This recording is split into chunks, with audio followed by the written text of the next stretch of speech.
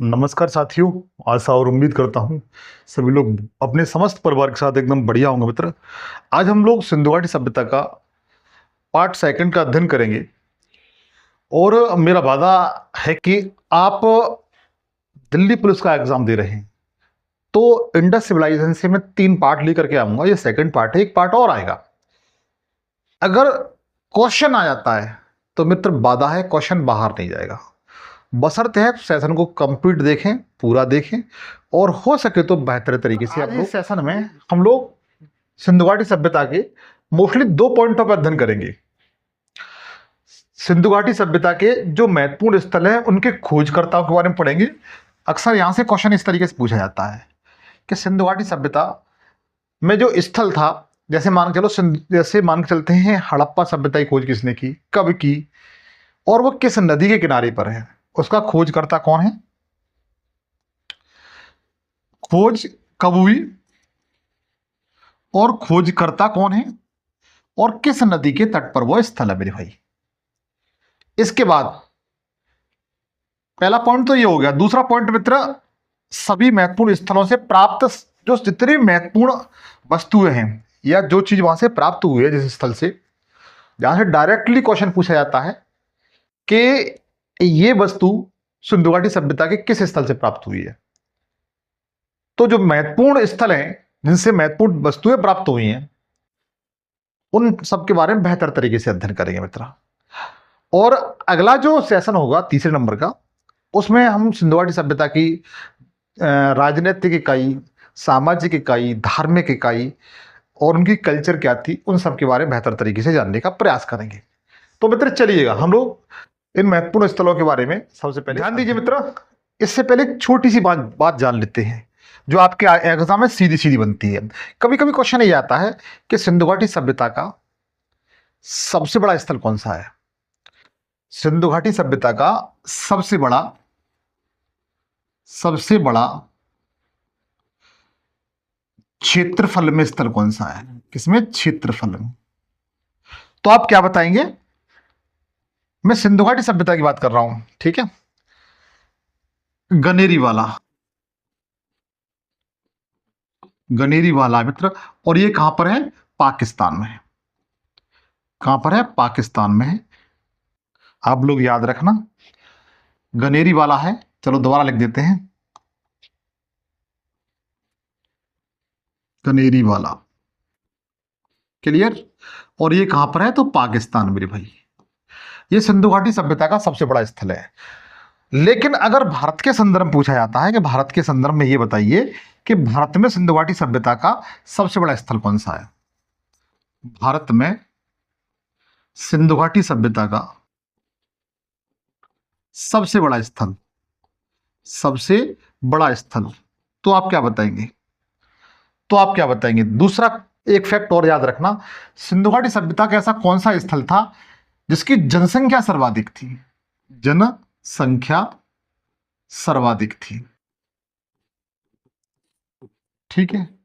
तो आप क्या बताएंगे, आप बताएंगे मोहनजोदड़ो। क्या बताएंगे, मोहनजोदड़ो।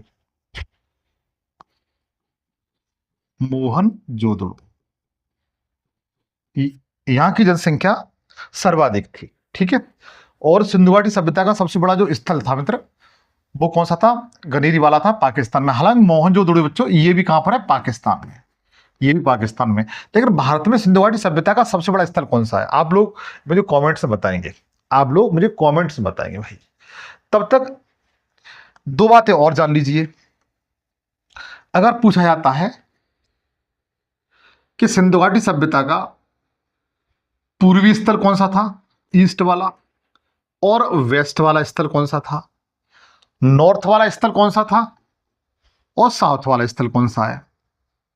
पूछा जाए कि सिंधु घाटी सभ्यता का सबसे पूर्वी स्थल कौन सा था, पश्चिमी स्थल कौन सा था, किस नदी के तट पर था, दक्षिणी स्थल कौन सा था, किस राज्य में था, और उत्तरी स्थल कौन सा था, किस राज्य में। तो मित्र मेरे ध्यान रखिए मेरे भाई, सिंधु घाटी सभ्यता का अगर पूर्वी स्थल पूछा जाता है तो आप बताएंगे आलमगीरपुर है, गिरपुर,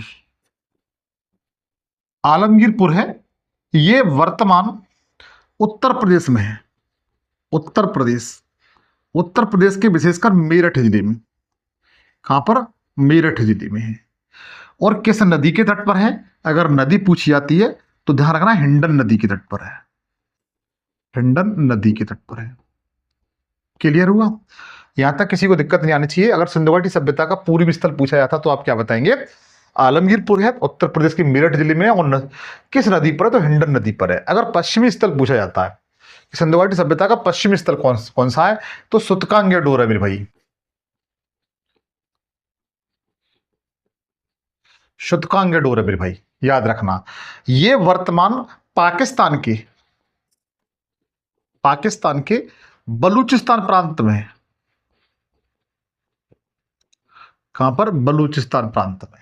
ठीक है। अगर सिंधु घाटी सभ्यता का सबसे उत्तरी स्थल पूछा जाता है तो आप क्या बताएंगे? तो मित्र याद रखना, सबसे उत्तरी स्थल है वो मांडा है। कौन सा? मांडा। और ये जम्मू कश्मीर में है। जम्मू कश्मीर में है। और ये चिनाब नदी के तट पर है। चिनाब नदी के तट पर था ये। ठीक है। अच्छा, मैंने इसको नहीं बताया, बता देता हूं। ये मित्र दास्क नदी के तट पर है। किस पर? दास्क नदी के तट पर है भाई। क्लियर हुआ? उसके बाद उत्तरी स्थल मांडा हो गया, जम्मू कश्मीर में चिनाब नदी के तट पर है। और जो दक्षिणी स्थल है मेरे भाई, इसको भी याद रखना, ये दैमाबाद है। और दैमाबाद स्थल है मित्र, ये महाराष्ट्र में है। कहां पर? महाराष्ट्र में। और ये प्रवरा नदी के तट पर है। जो प्रवरा नदी है मित्र, उसके तट पर है। प्रवरा किसकी सहायक है? कोई भाई बता सकते हो? प्रवरा जो नदी है वो किसकी सहायक नदी है? भाई बताए कोई? तो ध्यान रखना, ये गोदावरी की सहायक नदी है। गोदावरी की सहायक नदी है भाई, याद रखना। ठीक है। तो चारों बातों को आप लोग बेहतर तरीके से याद रखना। पूर्वी स्थल आलमगीरपुर है, पश्चिमी स्थल कौन सा है? सूतकांगेडोर है, दास्क नदी के तट पर है। उत्तरी स्थल मांडा है मेरे भाई। और दक्षिणी स्थल कौन सा है? तो दैमाबाद है, जो प्रवरा नदी के तट पर है। यहां तक मेरे भाई किसी को दिक्कत नहीं होनी चाहिए, ऐसी में उम्मीद करता हूं। और यहां तक समझ में आ चुका होगा। क्लियर? अब आगे चलें, चलिएगा। अब हम एक एक स्थल को, मैंने जो पॉइंट आपको बताया था कि मैं आपको सबसे पहले ये वाला पॉइंट बताऊंगा कि सभी महत्वपूर्ण स्थल और खोज कब हुई, खोजकर्ता और नदी। ठीक है। इनके बारे में आप थोड़ा सा ध्यान दीजिए, यहां से डायरेक्ट क्वेश्चन आपके एग्जाम बन जाता है। सबसे पहले आप ये बताएं, हड़प्पा स्थल, हड़प्पा जो स्थल है, इसकी खोज किसने की? इसकी खोज कब हुई सबसे पहले? तो ध्यान दीजिए, इसकी खोज मतलब वर्ष 1921 में हुई थी। वर्ष 1921 में किसने की थी? तो ध्यान रखना, दयाराम साहनी ने। दयाराम साहनी ने। अच्छा, एक बात मैं आपको और बताऊं, जो हमारी जो सिंधु घाटी सभ्यता है, इसे हड़प्पा सभ्यता भी कहा जाता है। वो इसलिए कहा जाता है क्योंकि सबसे पहले सिंधु घाटी सभ्यता के हड़प्पा नगर की खोज की थी। इसी के नाम पर इसको हड़प्पा सभ्यता भी नाम दिया गया भाई। ठीक है। अच्छा, जो हड़प्पा स्थल है, इसकी खोज 1921 में हुई थी, दयाराम साहनी के नेतृत्व में। और दयाराम साहनी ने की थी, और किसके नेतृत्व में की थी? तो ध्यान रखना मित्र, ये क्वेश्चन पूछा जाता है। ठीक है। तो जॉन मार्शल के नेतृत्व में ये खोज हुई थी मेरे भाई। ठीक है। ये किस नदी के तट पर है? अगर नदी पूछी जाती है, ये किस नदी के तट पर है, तो आप क्या बताएंगे? जो हड़प्पा स्थल है वो किस नदी के तट पर है? तो ध्यान रखना, सिंधु की एक सहायक नदी रावी नदी मेरे भाई। कौन सी? रावी नदी है। रावी नदी के तट पर है। ये बाएं तट पर है। बाएं तट पर है। किस पर है? याद रखना, है पूछा गया क्वेश्चन है आपके एग्जाम में, और एसएससी ने पूछा था। अगला है मित्र मोहनजोदड़ो। मोहनजोदड़ो,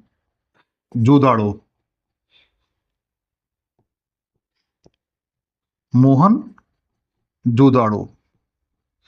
ध्यान दीजिए मित्र, हालांकि इसका जो अर्थ होता है मोहनजोदड़ो का, वो मृतकों का टीला होता है, मृतकों का टीला होता है मेरे भाई। क्योंकि सिंधु घाटी सभ्यता में सबसे ज्यादा जो नरकंकाल मिले ना, सर्वाधिक जो नरकंकाल मिले हैं वो जो इसी स्थल से मिले हैं। किससे? मोहनजोदड़ो से। इसलिए इसे मृतकों का टीला कहा जाता है। जैसे कालीबंगा को का अर्थ होता है काले रंग की चूड़ियां, इसी तरीके से जो मोहनजोदड़ो है इसका मतलब क्या होता है? मृतकों का टीला। क्योंकि इस स्थल से सर्वाधिक क्या मिले हुए? नरकंकाल मिले हुए हैं, नरकंकाल, कंकाल मिले हुए हैं, इसलिए इसे मृतकों का टीला कहा जाता है। इसकी खोज किसने कब हुई थी? तो ध्यान रखना, वर्ष 1922 में। कब हुई थी? वर्ष 1922 में हुई थी, याद रखना। इसके द्वारा राखाल दास बनर्जी,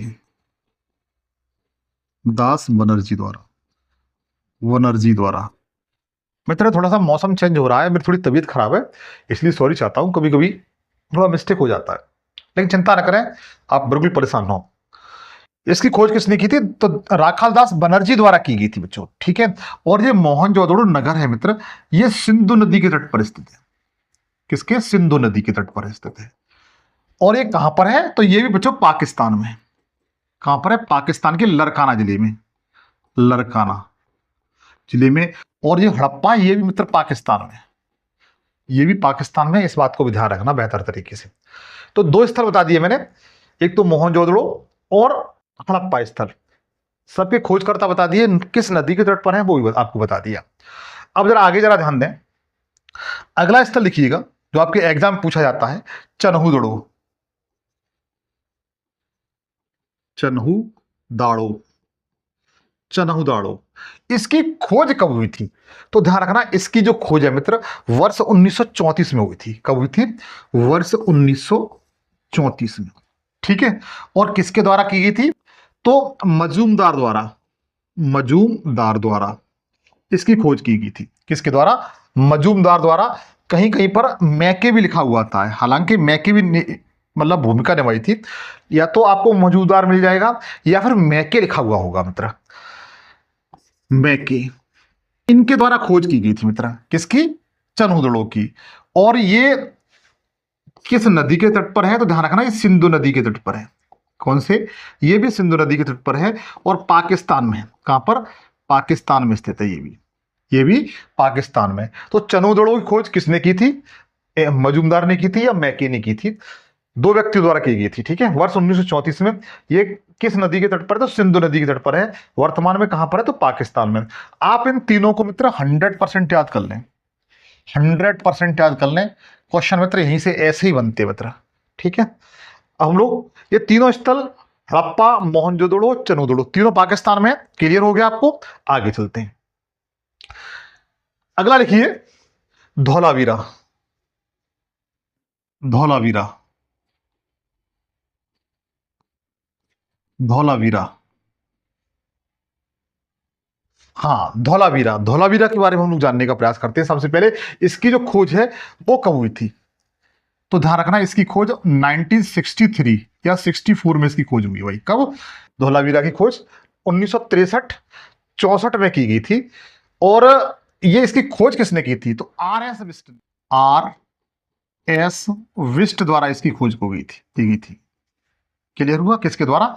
आर एस विस्ट द्वारा इसकी खोज की गई थी। और ये कहां पर है? तो ध्यान रखना मित्र, ये भारत के गुजरात राज्य में, गुजरात राज्य में।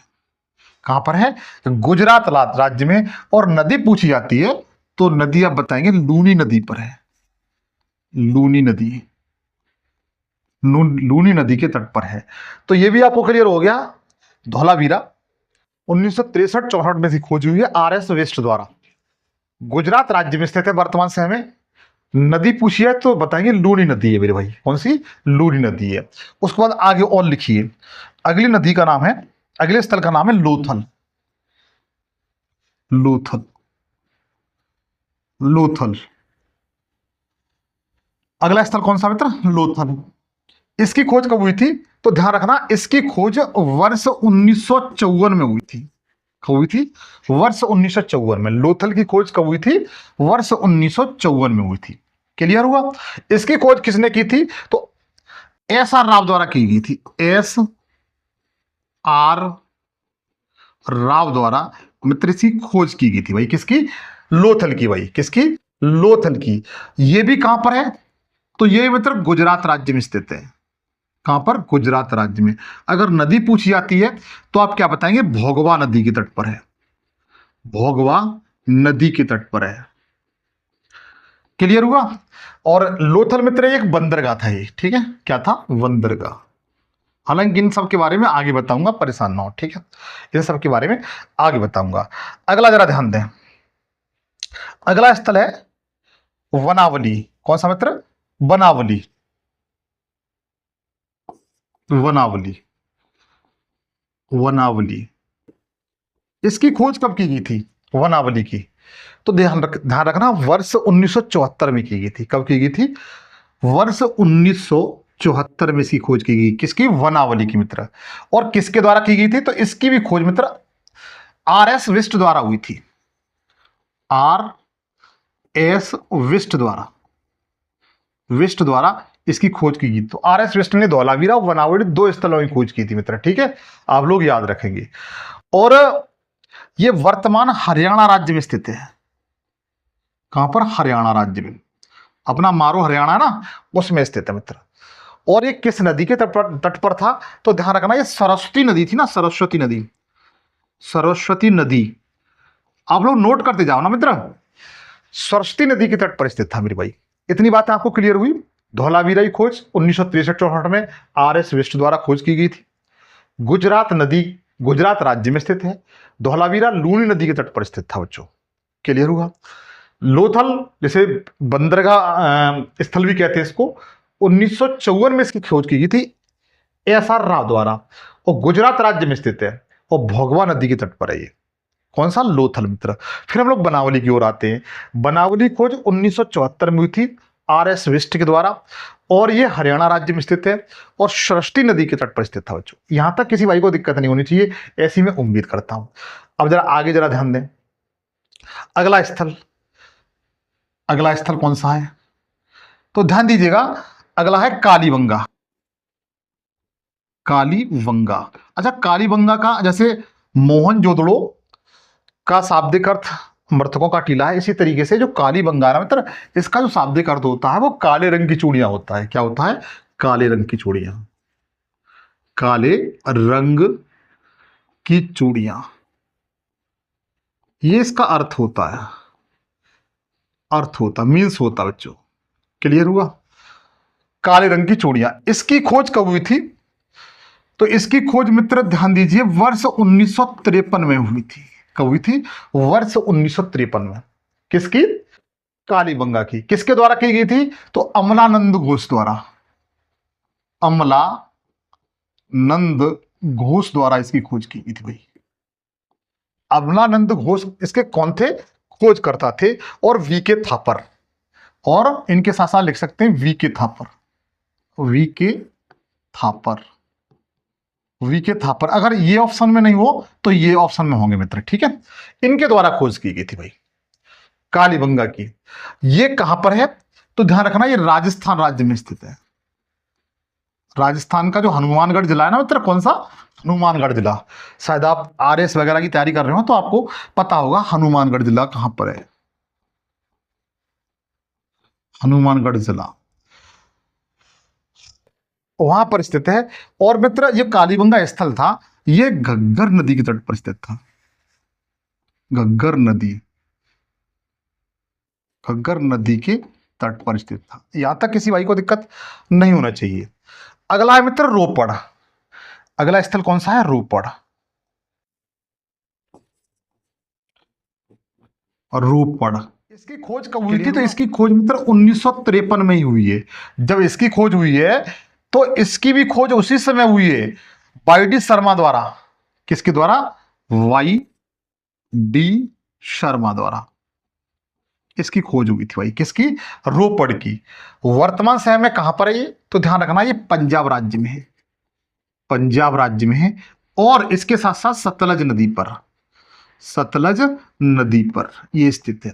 अच्छा ये बताएं मित्र, सतलज नदी है वो किस दर्रे से होकर के भारत में प्रवेश करती है? आप मुझे कमेंट्स में बता दें। आप मुझे कमेंट्स में बताने का प्रयास करें। तो कालीबंगा है, इसकी खोज 1953 में अमरानंद घोष और वी के थापर द्वारा की गई थी। राजस्थान राज्य में और घग्गर नदी के तट पर है, क्लियर हुआ।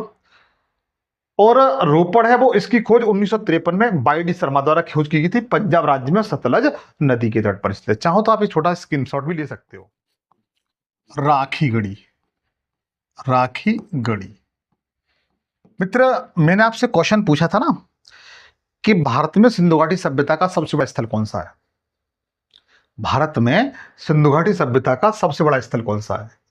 शायद क्वेश्चन ये था, ये था भारत में सिंधु घाटी सभ्यता का सबसे बड़ा स्थल कौन सा है? तो आप क्या बताएंगे? राखी गढ़ी। राखी गढ़ी क्या बताएंगे? राखी गढ़ी था भाई। भारत में सिंधु घाटी सभ्यता का सबसे बड़ा स्थल कौन सा है? राखी गढ़ी। आप लोग याद रखेंगे, ठीक है, आप लोग याद रखेंगे, ये क्वेश्चन पूछा जाता है। इसकी खोज कब हुई थी? तो इसकी खोज वर्ष 1953 में हुई है। अच्छा, खोजकर्ता कौन है तो आप मुझे बताएंगे, ठीक है, ये आप पे छोड़ता हूं। ये भी घग्गर नदी के तट पर है, घग्गर नदी के तट पर है, ठीक है, हरियाणा राज्य, हरियाणा में, हरियाणा में घग्गर नदी के तट पर है। एक और लिख लीजिए आप, 10 लिखा देते हैं। सुरकोतला, सुरकोतला,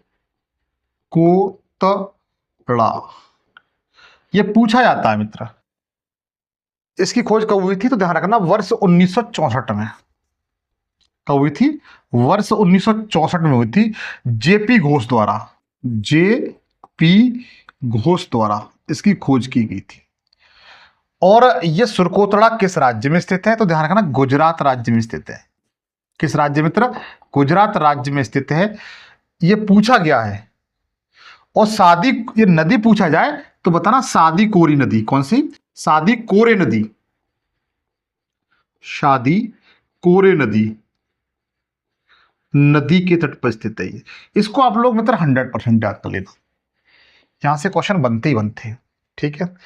इसके साथ साथ हम सिंधु घाटी सभ्यता के अन्य स्थल भी देख लेते हैं, जहां से आपके डायरेक्ट क्वेश्चन ये पूछा जाता है कि कौन सा नगर किस, कौन सा स्थल किस राज्य में है या किस देश में है। इस तरीके से क्वेश्चन बन सकता है, ठीक है। तो नोट करते जाइए। सबसे पहले, पाकिस्तान में कौन कौन से सिंधु घाटी सभ्यता के स्थल हैं जो आपके एग्जाम में पूछे जाते हैं? पाकिस्तान में, पाकिस्तान में कौन कौन से हैं? तो आपने आमरी का नाम सुना है? आमरी, आमरी जो स्थल है मित्र, ये कहां पर है? तो पाकिस्तान में। ध्यान रखना, भारत मत बता देना, गलती हो जाएगी, ठीक है। आमरी। उसके बाद कोट दीजी, कोट दीजी, ये जी स्थल कहां पर है मित्र? ये भी पाकिस्तान में है। कहां पर? पाकिस्तान में है। उसके बाद अल्लादीनो, अल्लादीनो, अल्लादीनो तो स्थल है मित्र, ये भी कहां पर है? पाकिस्तान से समझ ही जाएंगे ना आप। अल्लादीनो कहां पर है? तो पाकिस्तान में मेरी भारी।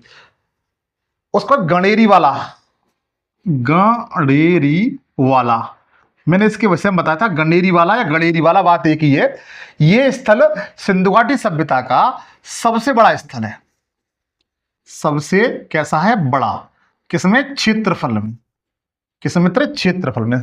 क्लियर हुआ? गणेरी वाला जो सिंधु घाटी सभ्यता का सबसे बड़ा स्थल है मेरी भाई। क्या है? सबसे बड़ा स्थल है, आप लोग याद रखना। तो आमरी हुआ, आमरी, कोट दीजी हुआ, अल्लादीनो हुआ और गणेरी वाला। इन चारों को आप लोग बेहतर तरीके से याद रखना। ये पाकिस्तान में स्थित है बच्चों। कहां पर है? पाकिस्तान में स्थित है। उसके बाद आगे जरा गौर फरमाएं। हाँ, आगे दिया हुआ है हरियाणा। अपने हम लोग हरियाणा में आते हैं। हरियाणा, हरियाणा में कौन कौन से स्थल हैं जो आपकी एग्जाम में बन सकते हैं, ठीक है। तो भगवानपुरा, ये पूछा गया मित्र। जैसे क्वेश्चन कैसे आएगा? निम्न में से कौन सा स्थल, निम्न में से कौन सा स्थल, स्थल हरियाणा या फिर भारत में स्थित है, भारत में स्थित है, स्थित है। ऑप्शन आपके सामने मित्र इस तरीके से होंगे, आमरी, आमरी हो गया, गंडेरी वाला, कनेरी वाला, सी ऑप्शन होगा अल्लादीनो, अल्लादीनो, और डी ऑप्शन इस तरीके से होगा मित्र, इस तरीके से होगा भगवानपुरा, भगवानपुरा। ठीक है, ये ऑप्शन होंगे। निम्न में से कौन सा स्थल भारत में स्थित है मित्र? इस तरीके से आपका क्वेश्चन होगा, आमरी, गनेरी वाला, अल्लादीनो और भगवानपुरा। तो ध्यान दीजिएगा, इस क्वेश्चन का राइट आंसर कौन सा होगा? तो बता दीजिए, इस क्वेश्चन का राइट आंसर भगवानपुरा सही है मेरे भाई, क्योंकि हम जानते हैं जो भगवानपुरा है वो भारत के हरियाणा जिले में, हरियाणा राज्य में, कहां पर है? हरियाणा राज्य में। इतना क्लियर हुआ आप लोगों को? तो सबसे पहले स्थल का नाम लिखिए, हरियाणा में भगवानपुरा, भगवानपुरा। क्लियर हुआ? आज के बाद बता ले जाएंगे क्या भगवानपुरा कहां पर है, तो बताइएगा यह हरियाणा राज्य में स्थित है। ठीक है, उसके बाद कुणाल है, कुणाल, किसी का नाम भी होगा मित्र कुणाल, अच्छा नाम है, प्यारा नाम है, जिस किसी भाई बहन का है। ठीक है, भाई का है, बहन का तो नहीं होगा। क्लियर? उसके बाद मीनाताल, मीनाताल, ये सिंधु घाटी सभ्यता का स्थल है मित्र, मीनाताल। और इनमें से सबसे ज्यादा इंपॉर्टेंट कौन है? तो बालू बहुत पूछा जाता है, बालू, बालू जो स्थल है वो कहां पर है? तो हरियाणा में मित्र आप लोग याद रखना, भगवानपुरा को आप लोग 100% याद रख लें, और कुणाल को याद रख लें 100%, और बालू को 100% याद कर लें। ये तीन तो आप हरियाणा के याद कर ही लीजिए मित्र। ठीक है, ये तो तीन तो आप हरियाणा के याद कर ही लीजिए, पूछे ही जाते हैं मित्र। उसके बाद हम लोग राजस्थान की ओर चलें। राजस्थान में कौन कौन से स्थल हैं सिंधु घाटी सभ्यता के? राजस्थान में तो कालीबंगा तो मैंने आपको पहले ही बता दिया था कालीबंगा के बारे में, लेकिन इसके अलावा कौन कौन से हैं? इसके बाद वालाथली, वालाथली, ये पूछा जाता है वालाथली कहां पर है, इंपोर्टेंट है। आप लोग वालाथली से सोचेंगे साउथ इंडिया में नहीं है, महाराष्ट्र वगैरह मन लगा देना, गलती हो जाएगी। ठीक है, राजस्थान में वालाथली और कर्णपुरा, कर्णपुरा, ये दोनों स्थल है मित्र, ये राजस्थान राज्य में। कहां पर है? राजस्थान राज्य में। आप लोग बेहतर तरीके से इनको याद कर लेना, नोट कर लेना। ठीक है, उसके बाद गुजरात में आते हैं, गुजरात। अच्छा, एक बात और आप लोगों को बता दें चलते चलते, गुजरात जो राज्य है ना मित्र, इसमें अगर भारत के संदर्भ में देखा जाए, भारत में अगर सिंधु घाटी सभ्यता के सबसे ज्यादा जो स्थल मिले हैं वो कहां से मिले हुए हैं, तो बता दीजिएगा गुजरात राज्य में। गुजरात राज्य में सिंधु घाटी सभ्यता के सबसे ज्यादा स्थल है मित्र। ठीक है, इस बात को याद रखना, क्वेश्चन अगर आए तो बड़े आराम से कर लेना या नोट कर लेना। ठीक है, जैसे देसलपुर है, देसलपुर।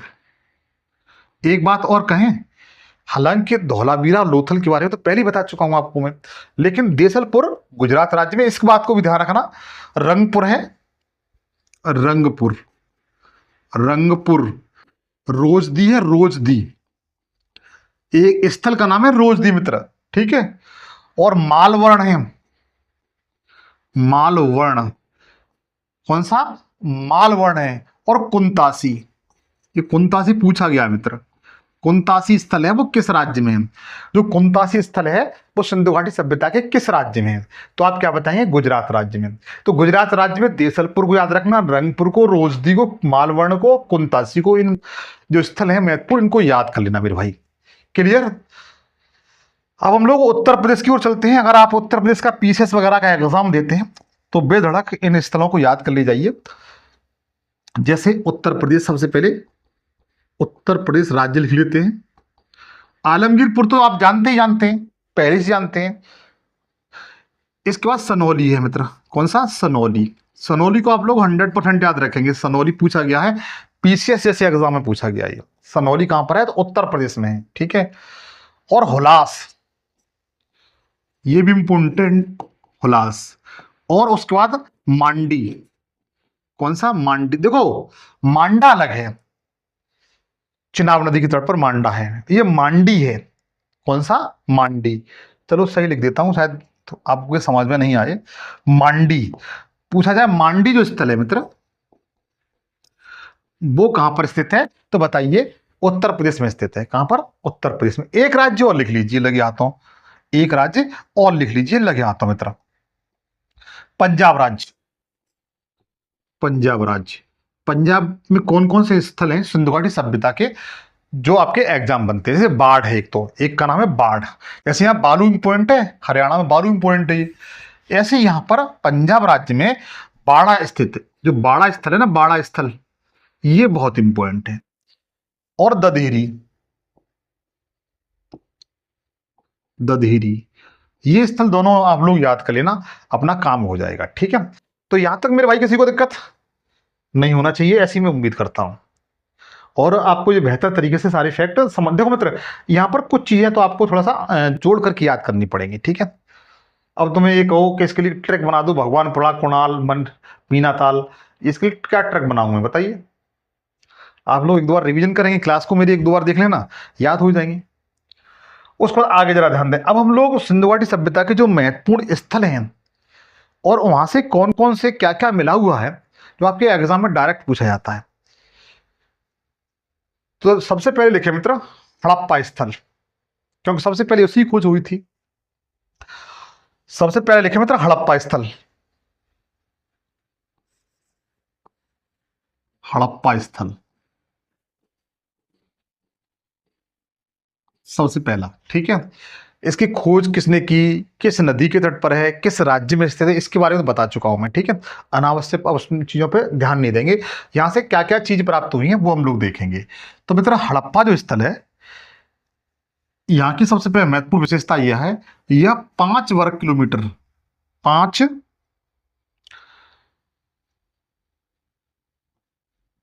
किलोमीटर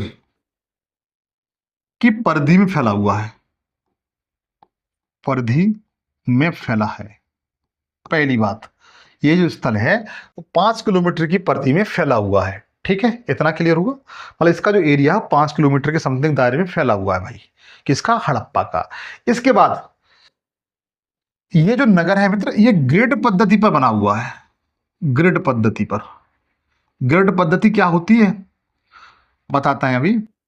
बना हुआ है, जैसे आपने शतरंज देखा है, शतरंज का वो देखा होगा, जैसे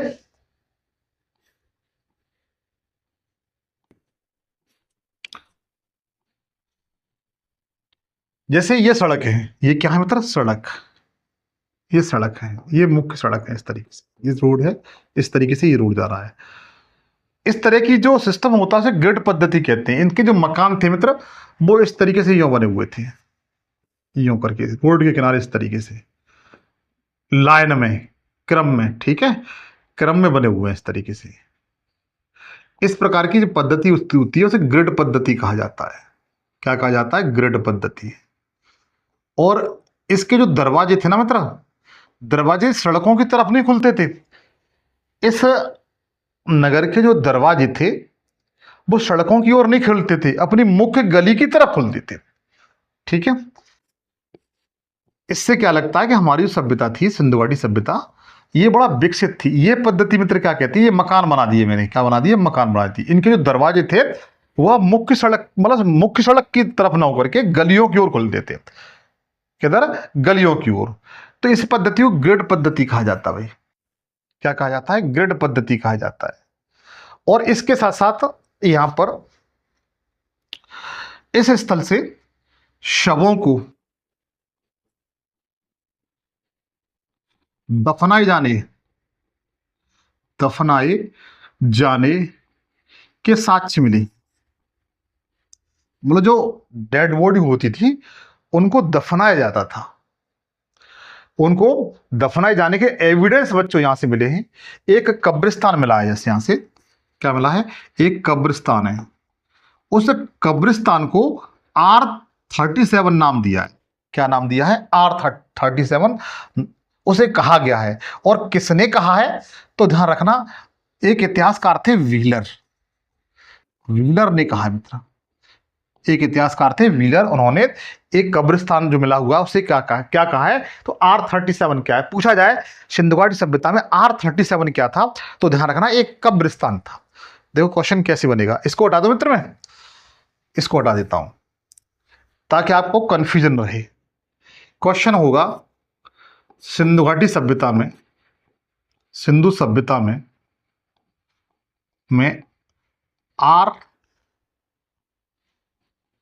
R37 बस इस तरीके से लिखा होगा। ऑप्शन होगा स्नानागार, दूसरा ऑप्शन इस तरीके से होगा अन्नागार,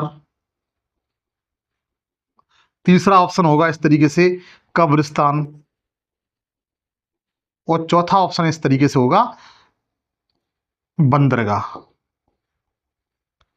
तो आप क्या बताएंगे, तो आप क्या बताएंगे भाई, तो ध्यान रखना कब्रिस्तान था बच्चों, क्या ये कब्रिस्तान। और किस व्यक्ति ने कहा है, तो व्हीलर महोदय ने कहा है। किसने कहा है, व्हीलर महोदय ने कहा है।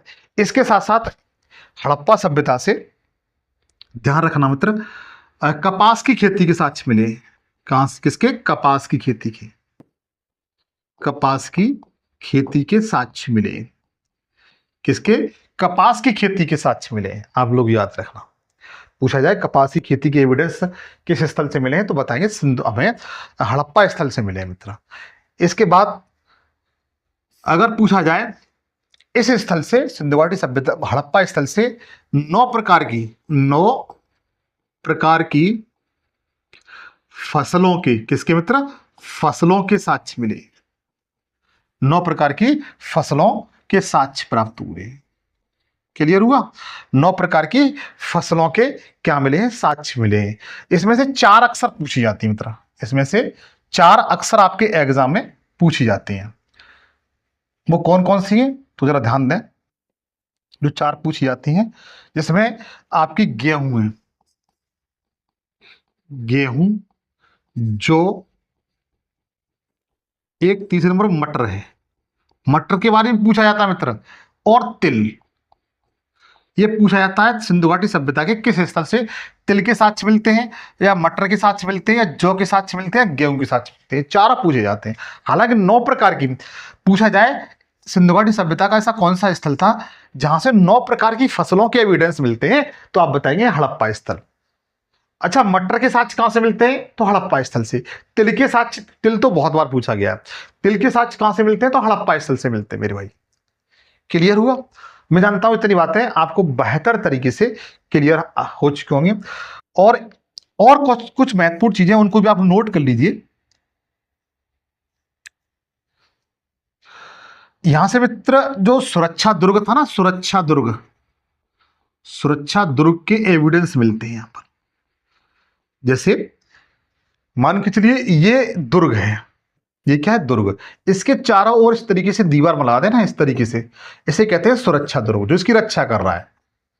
सुरक्षा दुर्ग, ऊंची ऊंची दीवार बना देते पहले, उसको सुरक्षा दुर्ग कहते थे।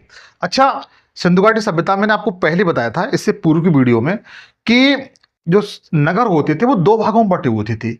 इस तरीके से एक टीला ये होता था और दूसरा टीला इस तरीके से ये होता था। ठीक है, इसे पश्चिमी टीला कहते थे, पश्चिमी टीला कहते थे, और इसे पूर्वी टीला कहती थी, पूर्वी टीला कहती थी। पश्चिमी टीले में उच्च वर्ग निवास करता था और पूर्वी टीले में मतलब जो आम जनता थी उसे निवास करती थी। लेकिन जो सुरक्षा दुर्ग था सिंधु घाटी सभ्यता का, जहां से क्वेश्चन आग से पूछा जाता है कि इसका जो पश्चिमी टीला था, कौन सा, पश्चिमी टीला, इसका जो पश्चिमी टीला था इसको मित्र AR नाम दिया गया है। AR, क्या नाम दिया है, AR पूछा गया है, ध्यान रखना। टीला पूछा जाए, AR टीला, AR टीला किस दिशा का टीला था, तो ध्यान रखना पश्चिमी टीला था। हड़प्पा सभ्यता, हड़प्पा स्थल का जो पश्चिमी टीला था उसे AR टीला कहा गया है। और किसने कहा है, तो इसको भी मित्र व्हीलर ने कहा है। किसने कहा है, व्हीलर ने कहा है। मैं इधर लिख देता हूं व्हीलर, व्हीलर का सिंधु घाटी सभ्यता में बड़ा रोल है बच्चों, ठीक है। इसका जो पश्चिमी टीला था इसे एआर टीला कहा गया है। कहां का? हड़प्पा स्थल का। किसने कहा है? तो व्हीलर ने कहा है मेरे भाई। किसने कहा है? व्हीलर ने कहा है। और इसका जो पूर्वी टीला था, यहां का जो पूर्वी टीला था, इसे हटा दें। जो पूर्वी टीला था, पूर्वी टीला तो सिंधु घाटी हड़प्पा स्थल से प्राप्त हुआ है, उसे एफ टीला कहा गया है। एफ टीला कहा गया है। तो ध्यान रखना, पूर्वी टीले को एफ टीला कहा गया है और पश्चिमी टीले को एआर टीला कहा गया है। और किसने कहा है? तो व्हीलर ने कहा है बच्चों। इन दोनों को व्हीलर ने कहा है। उम्मीद है ये बातें भी आपकी बहुत बेहतर तरह से समझ में आ चुकी होगी, बहुत बेहतर तरीके से समझ में आ चुके होंगे। और जरा ध्यान दें, और सिंधु घाटी सभ्यता के स्थल से क्या क्या चीज हमें और मिलती है, हड़प्पा स्थल से और क्या क्या चीज मिली है। तो ध्यान रखना, मुद्रा बनाने की, जो मुद्रा बनाने थे इसके माध्यम से वस्तुओं का क्रय विक्रय होता था या लेन देन होता था, विनिमय होता था, वो सैलखड़ी की बनी होती थी। किसकी? सैलखड़ी की। तो मुद्रा बनाने में सैलखड़ी के साक्ष्य मिले हैं। किसके? मुद्रा बनाने में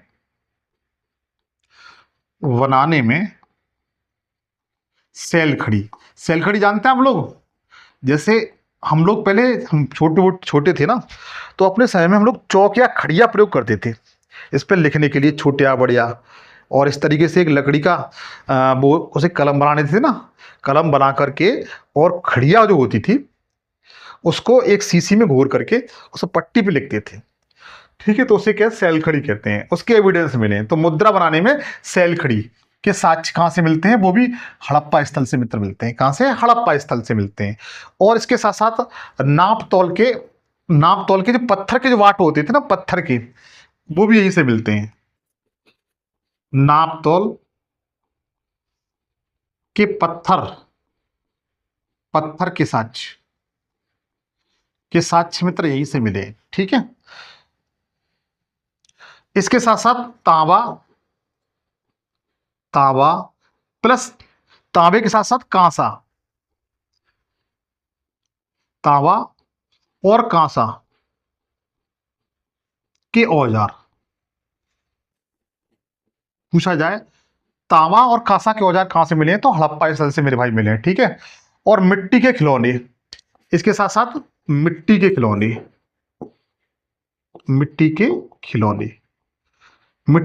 भी मित्र यहां से मिले हैं।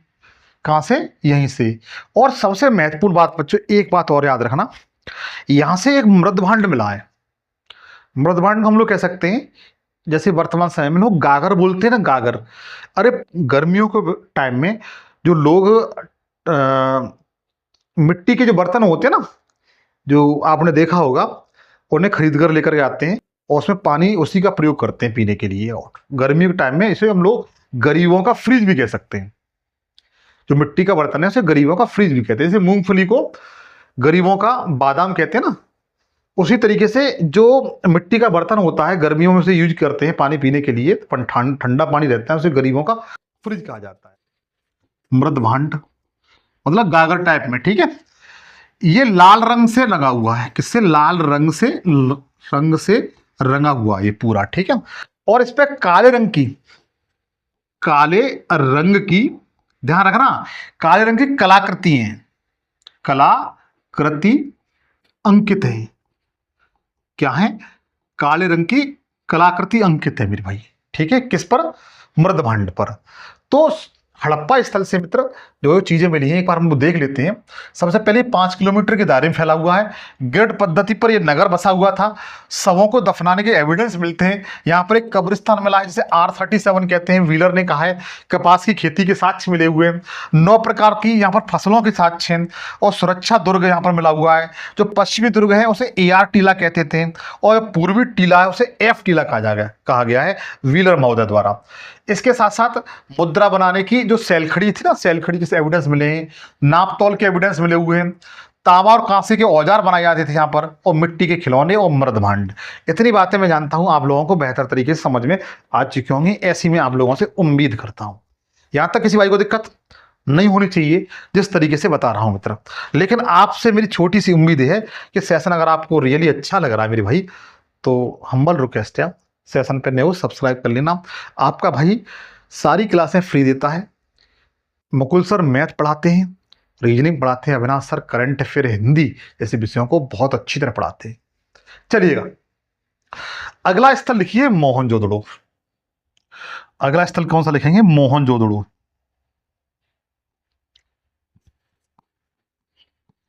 मोहनजोदड़ो शायद दिखाई नहीं दे रहा आपको, है? पेन चेंज कर लेते हैं। मोहनजोदड़ो, इसको मोहनजोदड़ो को मृतकों का टीला कहते हैं। क्या कहते हैं? मृतकों, मृतकों का टीला। इसे प्रेतों का टीला भी कहा जाता है, प्रेतों का टीला। और कहीं कहीं पर मित्र भूतों का टीला भी कहते हैं। बात एक ही है, ठीक है? बात मित्र एक ही है, ये सभी इसी के नाम है, गड़बड़ मत कर देना। और जो मोहनजोदड़ो शब्द है मित्र, ये शब्द है मोहनजोदड़ो, ये सिंधी भाषा का शब्द है। किसका? सिंधी भाषा का। याद रखोगे मित्र, मोहनजोदड़ो है, ये सिंधी भाषा का शब्द है। यहां तक किसी भाई को दिक्कत? यहां तक मेरे भाई किसी को दिक्कत नहीं होनी चाहिए, ऐसी मैं आप लोगों से उम्मीद करता हूं। ठीक है, हम लोग मोहनजोदड़ो के बारे में अध्ययन कर रहे हैं मेरे भाई। क्लियर हुआ? आगे चले। हाँ, देखिए, सबसे पहली बात,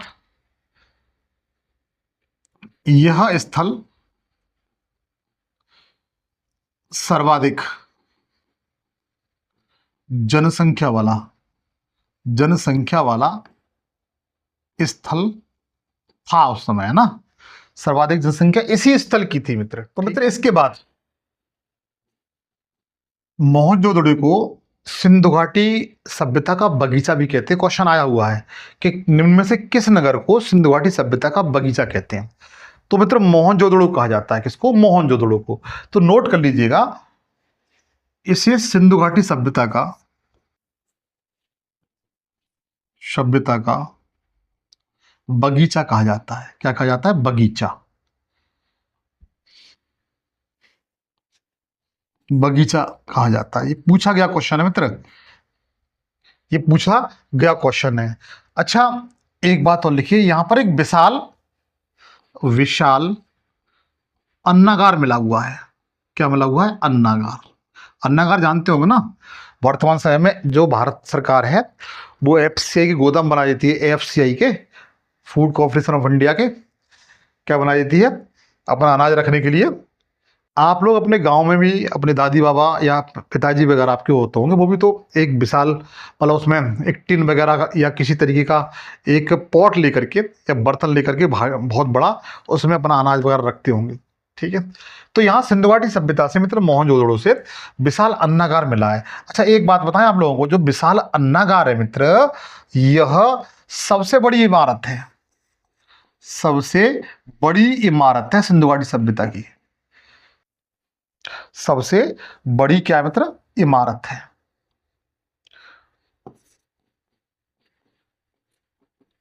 सबसे बड़ी इमारत है। आप ये कहेंगे नहीं सर स्नानागार था, नहीं, लेकिन स्नानागार नहीं था बच्चों। मैं स्नानागार की क्षेत्रफल बता दूंगा और अन्नागार का भी बता दूंगा। जो अन्नागार की लंबाई चौड़ाई है मित्र, अन्नागार की जो लंबाई चौड़ाई है उसको आप लोग नोट कर लीजिए, 45.71 मीटर से लेकर के इंटू आप लोग निकाल लेना 15.23 मीटर, इसका निकाल लीजिए। और जो अन्नागार, जो स्नानागार था, उसकी जो लंबाई चौड़ाई थी, स्नानागार उसका जो क्षेत्रफल था वो कितना था? तो 11.84 मीटर। हालांकि इतना आएगा नहीं, 0.7.01 मीटर। देखो, ये लंबाई थी, ये चौड़ाई थी, और ये गहराई लिख रहा हूं मैं। ठीक है, ये क्या लिख रहा हूं? गहराई 2.43 मीटर, ये गहराई है बच्चों। ठीक है, इसका एरिया ये वाला है स्नानागार का, और ये अन्नागार का है। तो अन्नागार सिंधु घाटी सभ्यता की मतलब सबसे बड़ी इमारत थी। इस बात को ध्यान रखना, इस बात को ध्यान रखना। ठीक है, और जो स्नानागार था मित्र, इसमें जो सीढ़ियां थी, क्या थी? सीढ़ियां उत्तर से दक्षिण थी। कैसी थी? उत्तर से, इस तरीके से दक्षिण। कैसी थी, उत्तर से दक्षिण थी। आप लोग याद रखना, पूछा जाए तो बता सकते हैं, ठीक है। और इसके साथ साथ एक महत्वपूर्ण बात और याद रखना, कहां से, अपने मोहनजोदड़ो से। आपने स्वास्तिक चिन्ह का नाम सुना है? स्वास्तिक चिन्ह, ये इंपॉर्टेंट है। चिन्ह जिसे हम लोग इस तरीके से लगाते हैं ना, इस तरीके से, जिसे हम लोग गांव की भाषा में सातिया बोलते हैं। क्या बोलते हैं? शातिया बोलते हैं। स्वास्तिक चिन्ह के एविडेंस कहां से मिले हैं? तो ध्यान रखना, मोहनजोदड़ो से मिले मित्र। कहां से? मोहनजोदड़ो से। मोहनजोदड़ो से, ध्यान रखना, इसे सिंधु घाटी सभ्यता का बगीचा कहते हैं। सबसे बड़ा स्थल था जनसंख्या में। विशाल अन्नागार मिला है, जो सिंधु घाटी सभ्यता की सबसे बड़ी इमारत भी है। और यहाँ पर स्नानागार भी मिला है मित्र, जिसकी सीढ़ियाँ उत्तर से दक्षिण की ओर थी। ये भी आपको क्लियर हो गया। और यहाँ पर स्वास्तिक चिन्ह मिला हुआ है, ठीक है। और इसके साथ साथ आप लोग एक बात याद रखना, सूती कपड़े में रखा हुआ उस्तरा, सूती कपड़े में रखा हुआ उस्तरा, ये पूछा गया है। सूती वस्त्र में रखा उस्तरा कहां से मिला है? तो वो मित्र यहीं से मिला है, ठीक है। वो मित्र यहीं से मिला है, आप लोग याद रखना। और कपड़े के बुने जाने के साक्ष्य, कपड़े के बुने जाने की साक्ष्य कहां से मिले हैं? तो ध्यान रखिए, ये भी यहीं से। अच्छा, वाटरप्रूफ कपड़े के साक्ष्य मिलते हैं मित्र। जो वाटरप्रूफ, जैसे हम लोग कभी कभी देखा होगा, बरसात होती है तो यहां तक कोट पहन लेते हैं, मतलब उसका जिससे अंदर पानी जाता है, वाटरप्रूफ कपड़े का। तो वाटरप्रूफ कपड़े के एविडेंस मिले हुए यहां से। प्रूफ कपड़े के साक्ष्य यहां से मिले हुए हैं बच्चों, ठीक है। और क्या क्या चीज मिली हुई है, और जरा देखें, और जरा ध्यान दें। मैं इसे इधर कर देता हूं, ठीक है, इनको इधर कर देते हैं, ताकि चीजें आपको और बेहतर तरह समझा सकें हम, ठीक है। हालांकि रिवीजन करा दूंगा, परेशान ना हो। अच्छा, एक सींग वाला गैंडा, ये पूछा जाता है, एक सींग वाला गेंडा बच्चों यहीं से मिला है। और इसको, इस एक सींग वाले गेंडे को, इसकी पूजा करते थे वो लोग, इसकी पूजा करते थे। तो एक सींग वाला गेंडा कहां से मिला है? तो मोहनजोदड़ो से मिला है मेरे भाई। और एक दाढ़ी वाला साधु, वो भी यहीं से मिला हुआ है। जिसकी दाढ़ी थी ना, हो सकता है उस समय का पुजारी हो, वो पृष्ठ वगैरह हो, तो एक मतलब एक दाढ़ी वाला पुजारी वहां से मिला हुआ है। दाढ़ी वाला पुजारी कह सकते हैं इसे, ठीक है। एक दाढ़ी वाला पुजारी मिले, यहां से मिला हुआ मित्र, ठीक है। और पशुपत शिव की मूर्ति मिली हुई है। पशुपत शिव की मूर्ति मिली हुई है। क्लियर हुआ? पशुपत शिव की मूर्ति कहां से मिली है? तो यहां से मिली हुई है भाई, ठीक है। और कांसे की एक नर्तकी मिली हुई है। कांसे की नर्तकी, कांसे की कांसे की एक नर्तकी, 1 सेकेंड।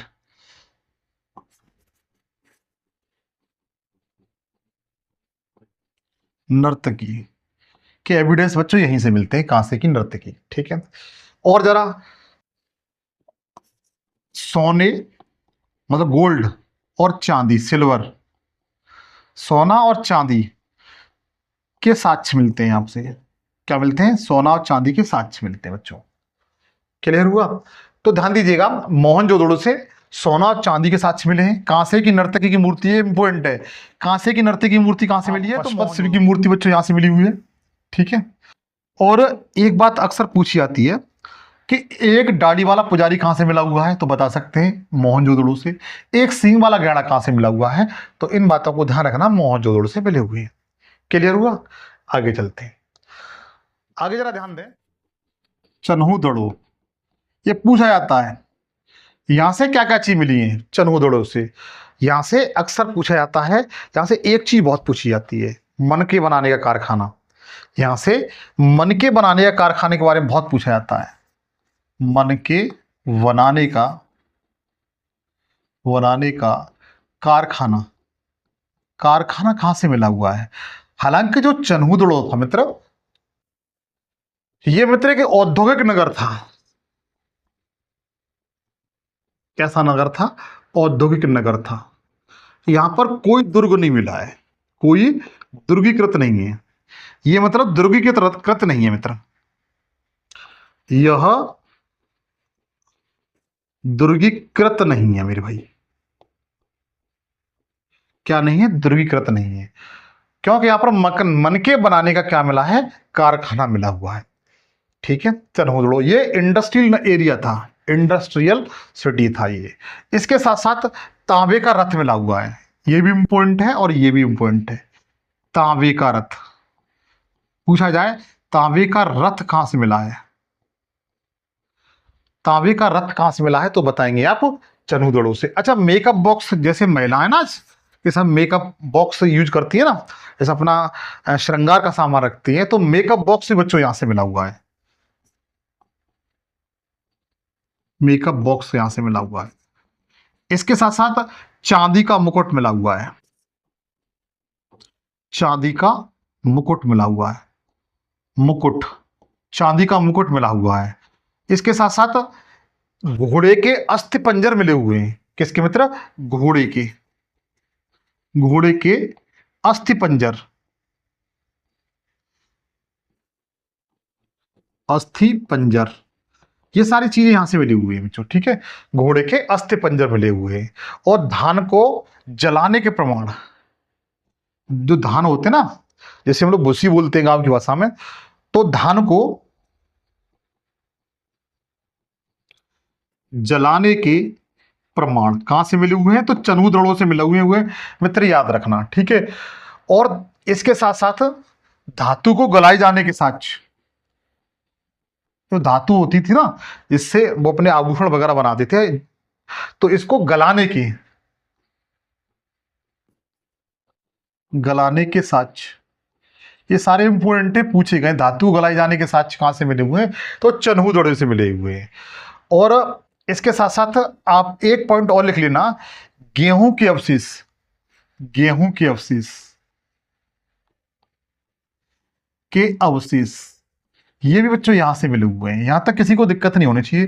तो चनहूदड़ो जो स्थल था, यहां से सबसे महत्वपूर्ण बात, मनके बनाने का कारखाना मिला है, तांबे का रथ मिला हुआ है, पूछा गया है मेरे भाई। ठीक है, मेकअप बॉक्स तो बहुत पूछा गया है, चांदी का मुकुट बहुत पूछा जाता है, घोड़े के अस्थि पंजर, इन 5 फैक्टों को आप लोग 100% याद कर लें। और एक को और याद कर लेना, धातु को गलाने जाने के साक्ष्य। ये सारे चनहूदड़ों से मित्र मिले हुए हैं। कहां से? चनहूदड़ों से।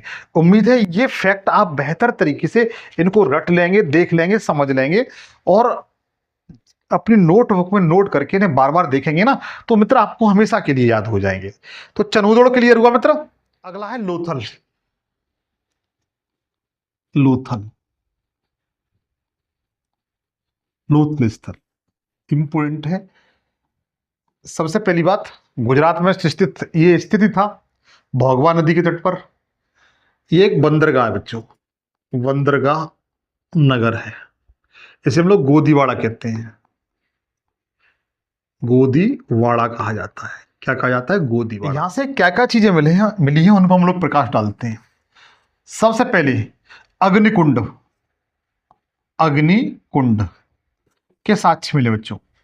जैसे हो सकता है पूजा स्थल वगैरह वहां पर हो, जैसे आज के समय में हम लोग पूजा वगैरह करते हैं नदियों के किनारे, तो वहां पर गड्ढा कर लेते हैं, उसमें आग जला लेते हैं ना, है ना, तो पूजा वगैरह इस तरह से करते हैं। इसी तरीके से अग्निकुंड यहाँ पर अनेक भारी संख्या मिले हैं बच्चों। ठीक है, भारी संख्या मिले हैं। इसके साथ साथ आग की पूजा के साथ ये पूछा जाता है, आग की पूजा के साक्ष्य कहां से मिले हैं? तो आप क्या बताएंगे? लोथल से मिले हुए हैं। कहां से? लोथल से मिले हुए हैं। और इसके साथ साथ अन्नागार भी मिला हुआ मित्र, भाई अन्नागार मिला हुआ, क्योंकि सिंधु घाटी सभ्यता के जो लोग थे ना, वो व्यापार ज्यादा करते थे। उनका मुख्यतः, अगर आपसे पूछा जाता है सिंधु घाटी सभ्यता के लोग किसका व्यापार, मतलब क्या क्या करते थे, व्यवसाय उनका क्या था, तो कृषि भी था और व्यापार भी था। लेकिन सबसे ज्यादा क्या था? तो व्यापार था मेरे भाई। ठीक है, इस बात को भी ध्यान रखेंगे आप। तो हो सकता है ये बंदरगाह था, वहां पर अनाज रखने के लिए यहाँ पर अन्नागार भी मिला हुआ है बच्चों। ठीक है, और इसके साथ साथ फारस की मोहर मिली हुई है, फारस की मोहर, और लिखना चाहो तो लिखिए। आपने पंचतंत्र की कहानी सुनी है? पंचतंत्र की, पंचतंत्र की कहानी, कहानी किसने लिखी है बताएं? पंचतंत्र की कहानी किसने लिखी है बताइए? राकेश शर्मा ने, राकेश शर्मा। जिसमें आपने देखा होगा एक कौआ होता है, एक कौआ, जैसे हम लोग गांव की भाषा में कौआ बोलते हैं, वो एक पेड़ पर बैठा हुआ होता है, उसके मुंह में रोटी का टुकड़ा होता है, नीचे लोमड़ी बैठी हुई होती है। लोमड़ी बहुत लालची थी, उसने उस कौए से रोटी का टुकड़ा लेना चाहा, तो उसने उससे कहा कि कौआ जी आपकी आवाज बहुत मधुर है, आप जरा एक गीत गा के सुनाइए। ये कहानी के एविडेंस हैं, वो कहां से मिलते हैं तो बताइए? पंचतंत्री कहानी के वो मित्र लोथल से मिलते हैं। कहां से मिलते हैं? लोथल से मिलते हैं। तो लोथल से मित्र फारस की मोहर मिलती है, अग्निकुंड मिलता है, आग की पूजा के एविडेंस मिलते हैं, अन्नागार मिलता है, पंचतंत्री कहानी मिलती है, और ये एक बंदरगाह नगर था भाई। क्लियर हुआ? यहां तक किसी को दिक्कत नहीं होना चाहिए। अगला जरा ध्यान दें, अगला स्थल है कालीबंगा। अगला स्थल कौन सा है? कालीबंगा। कालीबंगा, कालीबंगा का मतलब क्या होता है? काले रंग की चूड़ियां, काले रंग की चूड़ियां, ये इसका मतलब होता है मेरे भाई। ठीक है, हनुमानगढ़ जिले में है, राजस्थान में, इसके बारे में बता ही चुका हूं। यहां से जो सबसे ज्यादा चीज पूछी जाती है, जहां से फैक्ट बनता है, क्वेश्चन बनता है कि ये बताइए सिंधु घाटी सभ्यता में जुते हुए खेत के साक्ष्य कहां से मिलते हैं? सिंधु घाटी सभ्यता में जुते हुए खेत के जो साक्ष्य वो कहां से मिलते हैं? तो ध्यान रखिए, यहीं से मिलते हैं, कालीबंगा से। जुते हुए खेत के साक्ष्य, खेत के साक्ष्य। अच्छा एक बात बताएं, इसको इस तरीके से जोता गया है, इसके एविडेंस मिले हैं कि ऐसा लगता है कि एक साथ वो एक से अधिक फसल उगाती थी। आज भी तो बहुत से लोग एक से अधिक फसल उगाते हैं ना, जैसे गेहूं करते हैं लोग, गेहूं खेती, उसकी मेड़ पर हम लोग सरसों डाल देते हैं, सरसों निकल आती है। तो आज भी एक से अधिक फसल एक साथ की जाती है। तो जुते हुए खेत के साक्ष्य भी इसे मिलते हैं, और एक से अधिक, एक से अधिक फसल उगाने के साक्ष्य, उगाने के साक्ष्य वो बच्चों यहीं से मिलते हैं। ठीक है, ये वो भी यहीं से मिलते हैं। क्लियर हुआ? इसके साथ आगे और जरा ध्यान दें, आगे जरा और ध्यान दें। अगला स्थल लिख लीजिए, अगला स्थल और लिखिए, सुरकोतड़ा। सुरकोतड़ा, ठीक है, यहां से क्या मिला हुआ है? ध्यान रखिए, यहां से मित्र घोड़े की हड्डियां मिली हुई, ये पूछा गया, ध्यान रखना। घोड़े की हड्डियां कहां से मिली? दो जगह से मिली हुई, चनूदड़ों से और सुरकोतड़ा से। घोड़े की हड्डियां, हड्डियां बच्चों यहीं से मिली हुई हैं। ठीक है, किसकी? घोड़े की हड्डियां यहां से मिली हुई हैं, पूछा जा सकता है। ठीक है, अगला जो स्थल लिखिए वो धौलावीरा, जो इंपोर्टेंट है, धौलावीरा। इसको आप लोग 100% याद रख लें, इसको याद करें या न करें कोई दिक्कत नहीं है, लेकिन धौलावीरा को आप लोग याद रखना। सबसे पहली बात, ये जो नगर था ना मित्र, ये तीन टीलों में विभाजित था। ये जो नगर था वो 3 टीलों में विभाजित था, धौलावीरा। इसको पूर्वी टीला कहते थे, इसको पश्चिमी टीला कहते थे, इसको मध्य टीला कहते थे, मध्य टीला। ठीक है, 3 भागों में बटा हुआ था धौलावीरा भाई। यहां पर, यहां से कौन कौन सी चीजें मिली हैं तो ध्यान रखना, एक विशाल जलाशय, यहां से विशाल जलाशय, विशाल जलाशय यहां से मिला हुआ बच्चों, ध्यान रखना। ठीक है, कहां से? धौलावीरा से। और एक क्रीड़ा स्थल मिला हुआ है, मतलब हम लोग क्रिकेट खेलते हैं ना, फील्ड होता है ना, मैदान, क्रिकेट का मैदान बोलते हैं, इसे क्रीड़ागार कहते हैं। क्या कहते हैं? क्रीड़ागार। क्रीड़ागार मिला हुआ है। क्या मिला हुआ? क्रीड़ागार मिला हुआ है। इसके साथ साथ एक साइन बोर्ड मिला हुआ है, साइन बोर्ड।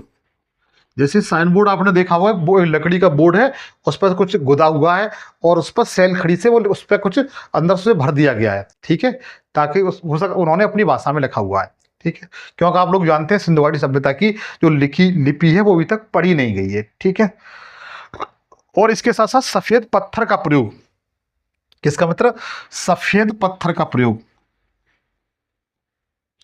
सफेद पत्थर के प्रयोग के एविडेंस बच्चों यहीं से मिले, ठीक है, यहीं से मिले हुए हैं। यहां तक किसी को दिक्कत नहीं होनी चाहिए मेरे भाई, ठीक है।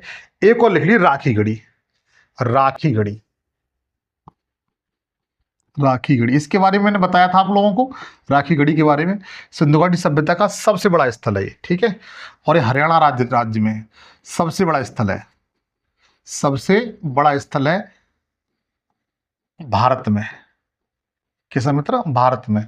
आप लोग नोट करते जाइए, ठीक। पूछा है सिंधु घाटी सभ्यता का सबसे बड़ा स्थल कौन सा है भारत में, तो आप बताएंगे राखी गढ़ी, जो हरियाणा राज्य में है। कहां पर?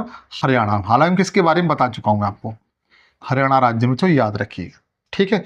यहां से क्या क्या मिला है, यहां से क्या क्या मिला है, तो ध्यान रखिए कंकालों के, किसके? जो नरकंकाल होते थे ना, हड्डियां, कंकालों के आभूषण। भाई आज भी तो हम लोग कंकालों के आभूषण प्रयोग करती हैं महिलाएं, देखा होगा आपने, हाथी दांत के आभूषण लोग यूज करते हैं, महिला द्वारा किए जाते हैं। तो कंकालों के आभूषण बच्चों यहां से मिले हुए हैं राखी गढ़ी से, ठीक है। और मनके की सामग्री, मनके की सामग्री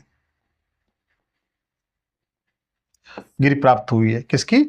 मनके की सामग्री। मनका, ध्यान रखिए मनका बनाने का कारखाना है वो तो हमें चनहुदड़ों से मिला है, लेकिन मनके की जो सामग्री है वो कहां से मिली है, तो ध्यान रखना, इसको आप बताएंगे राखी गढ़ी से। कहां से? राखी गढ़ी से। और लिख लीजिए, एक दो और लिख लीजिए जहां से क्वेश्चन आपके बनते ही बनते हैं।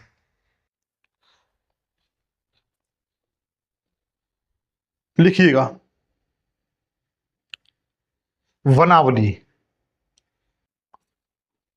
वनावली, कौन सा मित्र? वनावली। ये भी बहुत पूछा जाता है, वनावली कहाँ है, तो ध्यान ध्यान दीजिए, यहां पर अनाज के, किसके? अनाज के प्रमाण मिलते हैं, किसके मित्र? अनाज के प्रमाण यहां से मिलते हैं। और इसके साथ साथ दुर्गनुमा संरचना एक मिलती है। ये पूछा जाता है, दुर्गनुमा संरचना कहां से मिलती है? संरचना यहां से मिलती है मित्र, ठीक है। इतना क्लियर हुआ। एक और लिखेंगे, आलमगीरपुर, आलमगीरपुर, यह सिंधु घाटी सभ्यता का सबसे पूर्वी स्थल था, आप लोग जानते हैं।